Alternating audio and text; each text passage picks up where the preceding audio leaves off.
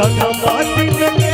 हो जन्मदिन के सबे देता बधाइया जन्मदिन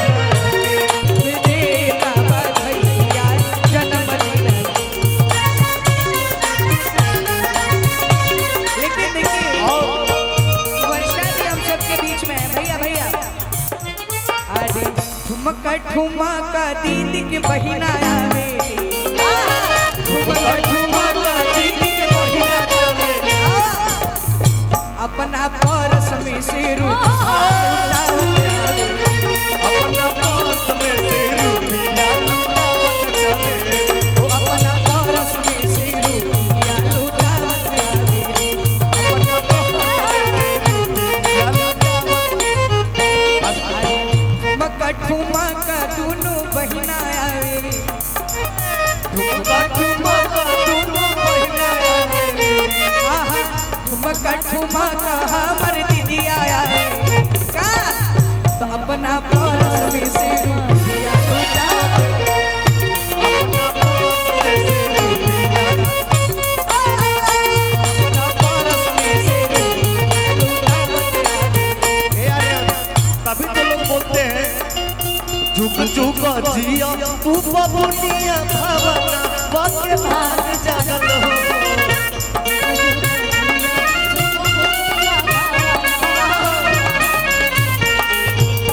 झुक झुक जिया मोरा दीदिया भावना बाके भाग जागल हो बहिना लाल भइली गुलवा के दीपक बनवा में आस लागल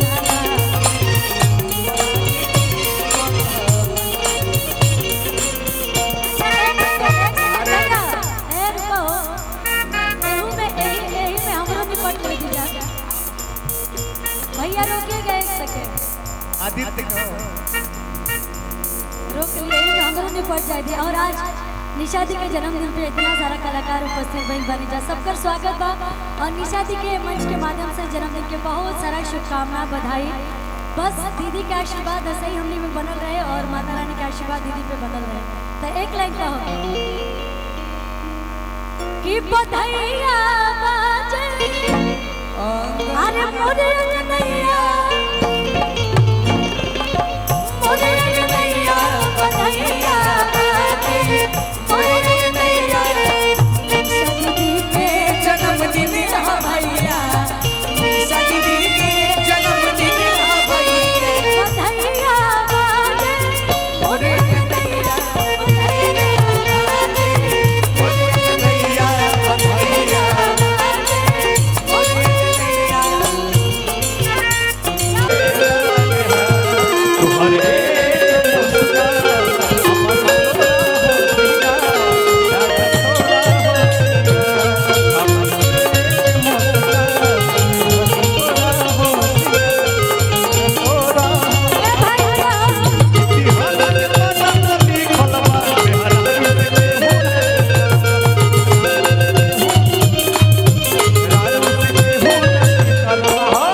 कलयुग के इहे सच्चाई बात हो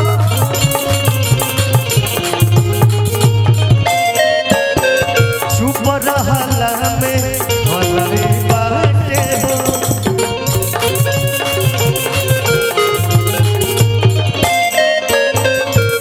कुछ बोलत नहीं करो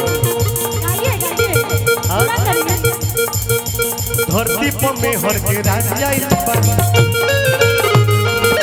पूरा मोर समाज डेरा गेलबा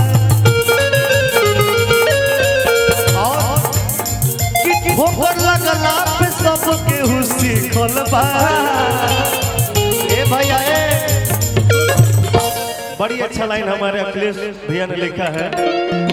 कि ठोकर लगला पे सबके हुसी खोलबा इतिहास के पन्ना पर लिखल बा हजारों से केहू न जीतल बा इतिहास के पन्ना पर लिखल बा हजारों से केहू न भैया भैया भैया भैया अब बिगा के बिगा में हो जाए। पूर्व मंत्री हरीश चाचा जी का आगमन हम सबके बीच आपको प्रणाम है भैया कोट दे। आर्यन आज एगो बात अगर हम कह कहीं मंच पे आप आ रहे हैं कैसे आज अगर ये बात तो से कहूँ तो सबसे ज्यादा सूट करी पता बा का यूपी 1800 गाड़ी प्लीज आप उसे पार्किंग से किनारे कर दीजिए, बहुत प्रॉब्लम हो रही है। यूपी 52-1800 तो देवरिया की गाड़ी है। एगो बात आज हम कह आर्यन से स्किल के का बटे में निपट ले बटे बहुत सारा लोग बदलल नहीं तो बदलते रह जाए कि जब पहिरे त देह झलके अपिया साड़ी एगो लादल लगे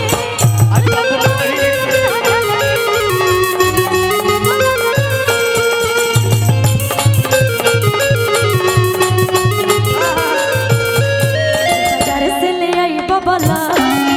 अब प्यार छलके बाजार से ले आई बबला से जी अब प्यार छलके हम उसका के हलके हलके एगो सड़िया ले आदल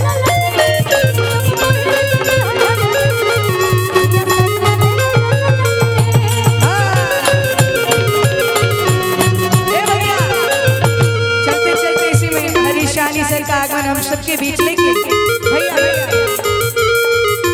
भैया भैया ओ दिल घायल हो जाए मुस्कान मार लू ओ दिल घायल हो जाए मुस्कान मार लू काला बिंदु तो हम बोलेंगे लेकिन अभी नयन से बान मारे लू तू हंस के जान मारे लू नयन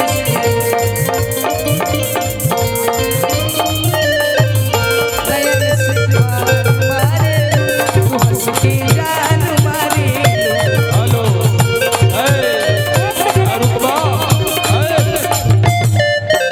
और अभी हमारे दोस्त सुनो ना आदित्य जी ज्यादा बजाओ जरा, ज्यादा पैसा थोड़ी दिए निशा जी बेचारा के। सुनिए दिल घायल हो जाए मुस्कान मारे लू दिल घायल हो जाए मुस्कान मारे लू नयन से बान मारे लू तू हंस के जान मारे लू। हंस के जान मारे लू, नयन से बान मारे लू, तू हंस के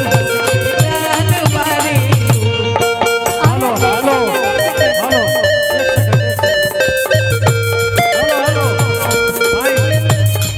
हेलो हेलो और हम सबके बीच में मंत्री जी का आगमन हुआ है,